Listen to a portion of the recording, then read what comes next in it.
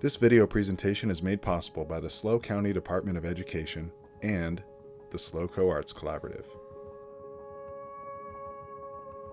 For over a century, the Central Coast of California has been a haven for people from all walks of life. Pioneers, entrepreneurs, farmers, innovators, artists, dreamers. People escaping the city life to find beautiful landscapes, rich culture, seeking prosperity, and most importantly, joy. For a lot of us, we find joy in art, whether we're makers or just lucky enough to enjoy the art of others. Hi, I'm Peter Henry Schroeder. I'm a local documentary filmmaker here in San Luis Obispo County. I invite you to come with me now as we actually get to go talk to some of these artists firsthand and learn about what makes them tick. What are some of the challenges they face, and how do they do this on a day-to-day basis? Where does their inspiration come from, and how do they actually find the joy in their art? What really gives them that creative juice?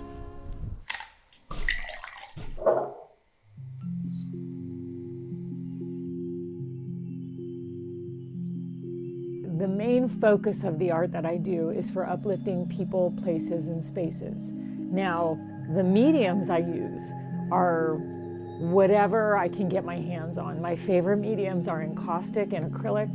I do mixed media. I build things, so I do installation pieces. I love dimensional work. Actually, I've always been an artist my entire life. So as a kid, I did all kinds of art. I drew and I painted and I, was really into, I didn't do the encaustic until I was much older. My degree from college was actually in dance and theater arts. And so when I initially got out of college, I thought that I would really incorporate all of that into modeling and be able to travel the world. So then I did makeup, I did all kinds of stuff, but I was a performing artist as an actor for a really long time. The benefit of all of that, I was in front of the camera, but you're also learning about creativity, and then you're kind of pushing the edges of the envelope in lots of different ways. So I learned a lot about being in front of the camera, and then when I flipped it and I was behind the camera, or taking the pictures and creating the shots, I had picked up so many amazing tools from working with so many great photographers and setting up shots and waiting for the beauty light, and then I learned how to use that for the art that I was doing. So then when I came back to the visual arts after being in performing arts for such a long time, it just was pouring out, and I was super prolific in the beginning years of doing the encaustic. I had already been doing art films and stuff, and really big into spirituality. Not so much a religion, but spirituality and the esoteric things in life, the unseen. I think since a very early age, I was very aware of other dimensions or things beyond just the physical world.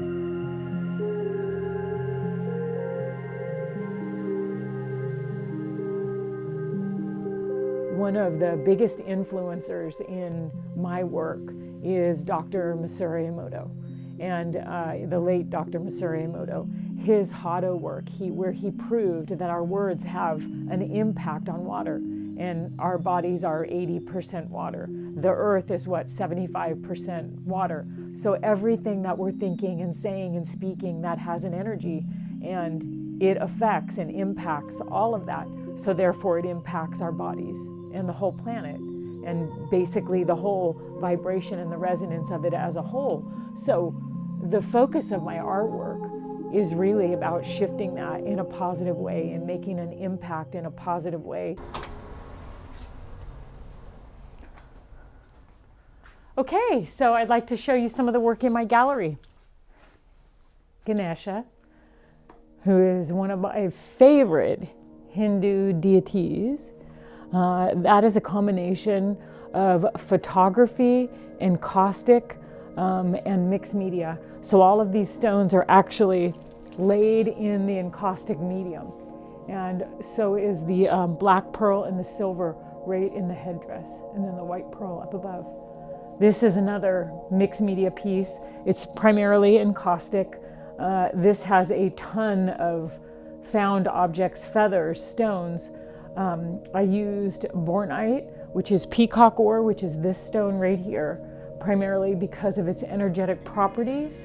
And some of the different pieces in here are fashioned in the encaustic medium with foam core and wood, because it has strength, but you can build with it and bend it and do all kinds of interesting things. We've used feathers, check out the sides of this, and rose petals. And this piece is called Deep Connections. It's really about the familial ties that we have, that even when we're not together, we can feel things that the other one feels. We sense things if something's happening to someone that we love, and we're connected, and that's what this piece is about. Okay, so some of my latest inspiration has been the horses, because we are in horse country, and I just think they're such amazing creatures. They're really beautiful. The mane on this horse is a shellac burn. So it's in the encaustic medium, but then the shellac burn goes all through it, and it just makes these amazing formations that you can see going right through here. I think this piece is kind of cool because it shows the carving, the elaborate carving, that you can do with the encaustic, and the buildup of the wax flowers and stuff like that. I did different textures on here. So some of them I left rough, which I like, and then glittered them up. And then some of it I left smooth. The ruffle throughout the dress and the scarves and stuff is what I find the most fun when working on something like this. And then also her headdress, all the flowers and stuff in there. So yeah, my love of dance.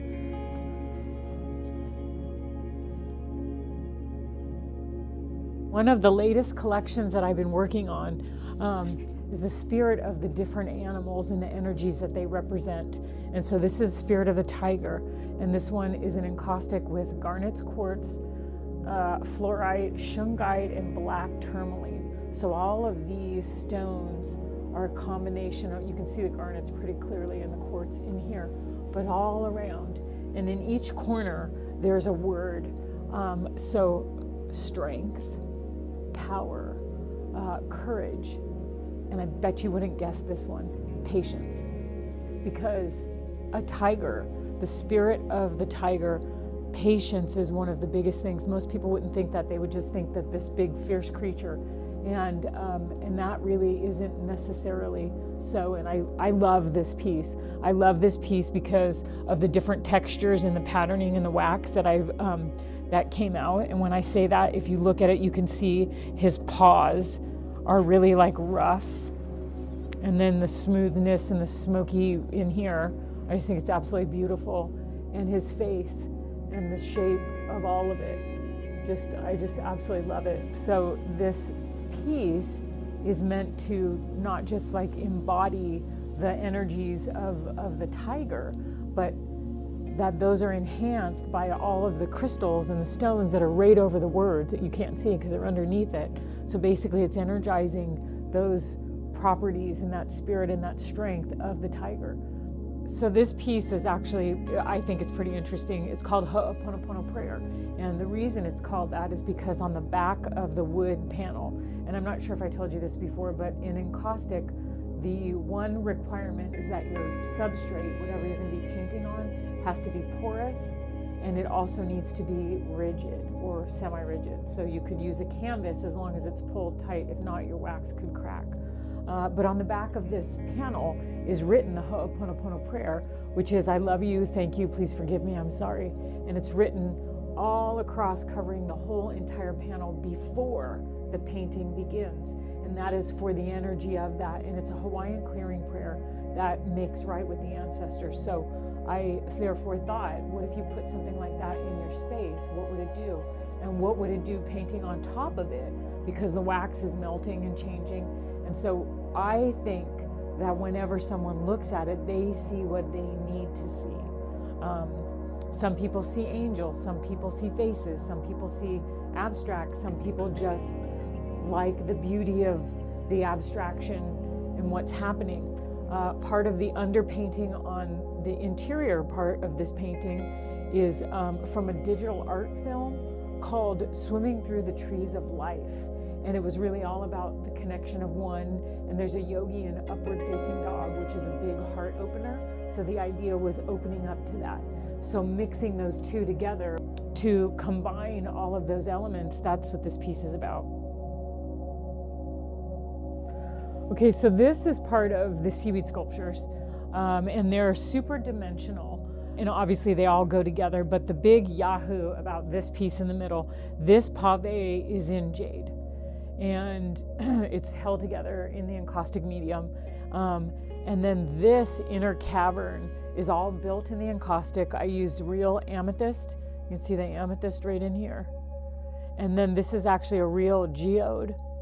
And this is jasper, more amethyst here, and quartz crystal. So that's the combination. Now inside, there's a cavern. You can see the space in here. Right down below, it says love. So it's actually spelled out. A lot of people look at the encaustic medium and think, what did you use to put that together? And I tell them it's encaustic, and they go, yeah, but what did you use to put that together? Like, the encaustic medium. Encaustic is beeswax and damar resin. And specifically, you use the beeswax because paraffin wax will crack. And it's not good for you to breathe that anyways. You don't really want to be doing that. But you have to have the resin in it. That gives it the stability. That gives it the strength and also the shine. I do 9 parts beeswax and 2 parts damar resin. And the damar resin looks kind of like amber nuggets. And I put it in a crock pot and I melt it down. So this is damar resin.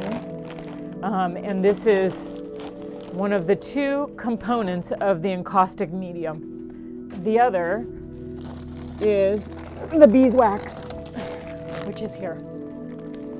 So it takes about 4 to 6 hours, depending upon how much I make. I do mine in a crock pot. 5.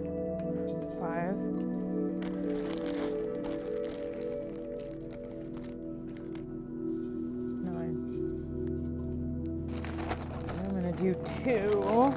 Now this is the damar resin, check this out. So, and this is what takes so long to melt. So there's 1, 2. Now I'm gonna go ahead and put this in the crock pot and put it on high for about 6 hours.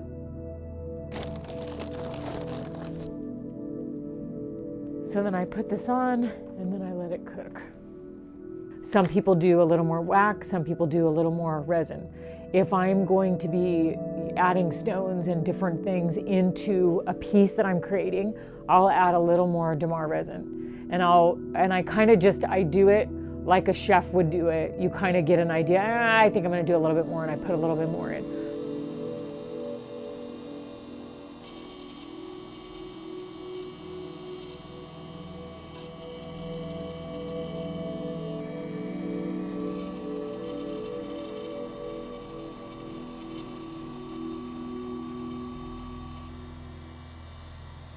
It gives you an idea of some of the things that'll happen with the wax. You know, you're gonna paint your layers and then you're gonna move the wax around to reveal the layers that are underneath. And then I'm gonna show you how you can also carve away. I use a lot of different tools. So I use tools, you use paintbrushes, but you have to use natural bristle paintbrushes, which I will show you. You also can use carving tools, so you can use similar things that sculptors would use. I use lots of spatulas and spoons and knives, and I use anything I can get my hands on. I'll use nails when I do my carving, because I'll build up the wax and then I'll carve, and then I will melt it again. Heat and hard tools are really your primary things that you need for this medium. You know, sometimes you get like little bug parts because they're in the damar resin, or even in the beeswax, you know, like little bug legs and stuff. Sometimes you have to pick them out. Some people leave them in because they think it's fabulous to be natural, but it just depends on the look that you're going for. I've done 4 layers of wax, maybe 5 layers of wax. I did 2 base 2 clear coats like this, and then I did a blue, and then I did a layer of white. Now with the encaustic, I'll show you on this side, I need to let this set up a little bit. You heat your substrate, which is right here.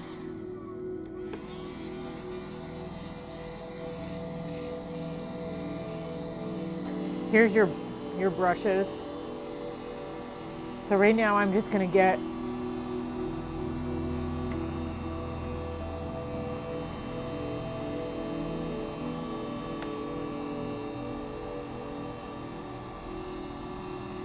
each layer of wax needs to be burned in. That's really the big thing with encaustic. Each layer needs to be burnt in. So you can't just keep painting endlessly on top. You need to burn in each one. You're fusing the different layers together. So right now I'm kind of working to get the bubbles out. And on this piece, we are just basically still doing the first couple of layers, which are just kind of priming your board. And this is a birchwood board that we're using right here. I'm using a heat gun. You can use a torch. You can use, there's a lot of different tools that you can use when you're working in the encaustic medium to fuse the different layers together. But what you need to remember is that you're fusing a layer of wax, burning it in, and then you put your next layer of wax and then you burn it in. You have to do that. So it's the process. You can't just keep going over it or they're not gonna bond the way that you want them to. So you see when it's a little bit shiny like that? It's still a little bit on the wet side. You could put your finger and leave a mark. I don't know, can you see that? Yeah. This one you can't. This one is good. This one is good. I'm gonna do more layers on this too. Maybe I'll show you something on here. So I'm gonna show you one of the ways that you can add your pigment. I can put it right here.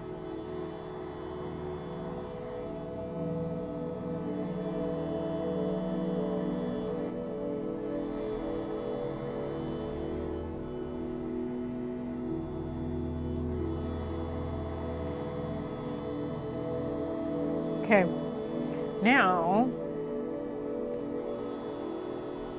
so the way that I'm doing it now is just directly putting my pigments, like right here, I have the pigment mixed into the wax, so into the medium that I showed you. There it is. And I can put a little bit of color in here. Maybe I want to try a little something. And then or I could put it directly onto the griddle. It's super concentrated that way. I'm going to show you.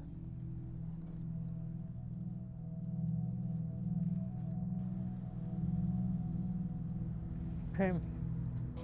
I kind of want to mix it in and see what happens.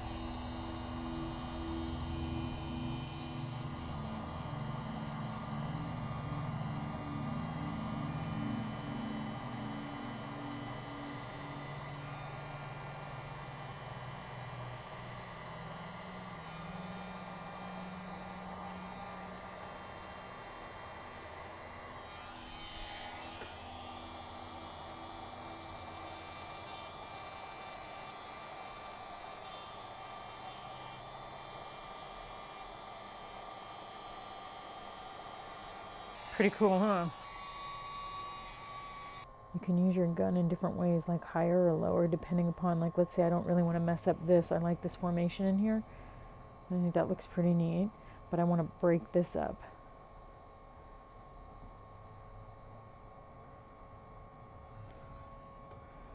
And maybe break it up gently, or maybe I want to take away a certain area.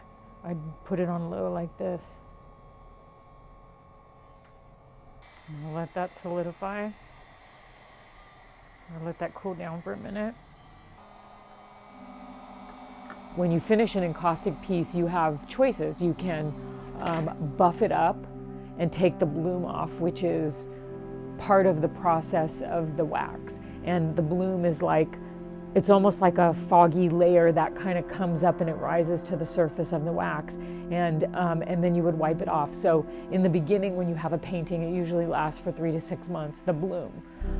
It will continue to have that effect. Now, you might want that effect. There's some pieces that I'll show you in the gallery that do have the bloom, and I like it because it gives it a very dreamy, soft feel. And then there are pieces that I don't like that. And in those pieces, you can take a soft cloth, and you want to make sure that you use something really super smooth, like this cotton shirt that doesn't have any ridges in it, and you would use that to buff it, because you have to remember that this is wax, so you could scratch it with your fingernails, or those are the things that are that could be damaging to this art form. But the truth is, this art form will last longer than all the others. Wax makes it waterproof, right? So moisture is what deteriorates most artwork. That's what happens. And so if you go to the Metropolitan Museum in New York, you'll find in the Egyptian section the Fayum mummy portraits. Now, there are frescoes that are really ridiculously old as well. But if you go in and you look at the Fayum mummy portraits, these are like over 2,000 years old, and they look amazing because the pigments are in the wax and they're not going anywhere unless you melt them. After I learned the basics, I was ready to go. I was like a teenager wanting to get behind the wheel of a car and go really fast. And I found that for me, once I learned the rules, then I started breaking them. And then I started, so very little training in the encaustic. I had some, but nowadays you can find anything on the internet. So once you learn, if you have a vision inside your head of what you want, then you can figure out how to get there. So whether that be find an instructor, somebody who can teach you what it is that you want to know, or that you can find videos or you can read about it, and then you start pushing. So honestly, I had very little training, formal training in the area of the encaustic. But like I said, once I learned the basics and where I wanted to go, then I kind of took off in a whole new direction, where even the teachers that I had were like, how are you doing that? What are you doing? I think education is a wonderful thing, okay? I think different people learn in different ways. Some people are physical, some people are, into books, some people need to see demonstrations. So people learn in different ways. So maybe a traditional education is not for everyone, and that's okay.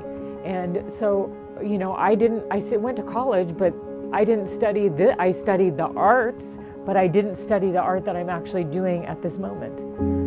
I did that, and now I'm doing something different.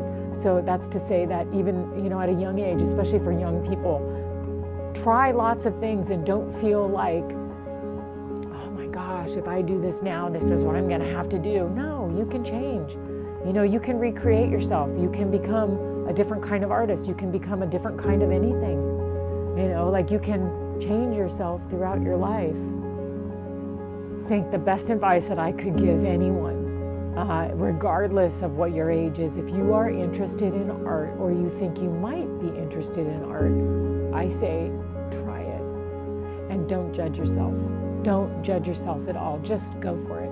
Don't listen to anybody who says that you're not good. Don't listen to anybody that says that you can't do it, or you have to learn this way, or you're too old, or you're too young. Let all that go. If I can give one gift to you, it would be to just believe in yourself and know that every single person has a different path, period. And that goes for artistically or whatever it is that you do in life. You never know what kind of a gift art will give to you. When you start tapping into your right brain, because that's what you're doing, it unleashes all kinds of stuff. Creative problem solving. You might get the answers to something that you've been thinking about. You might open up your third eye and really get good insight.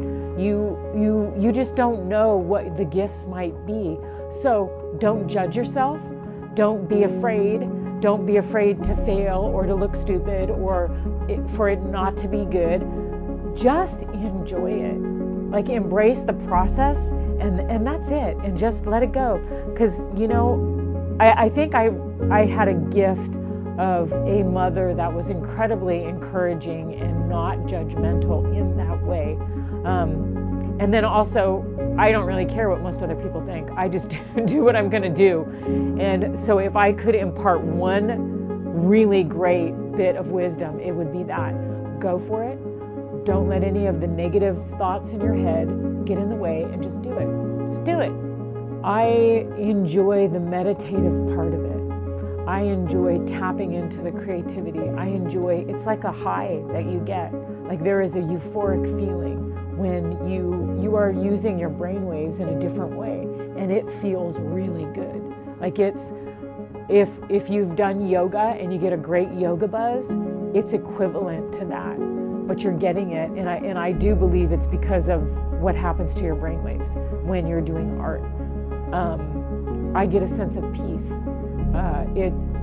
When I'm uptight or I'm anxious about things or I'm, upset about something, I just need to create. It's like I just need to push everything away and then just go do art and do whatever. And then all of a sudden, within a very short period of time, that's gone. And I am right there in the moment, and it just feels good.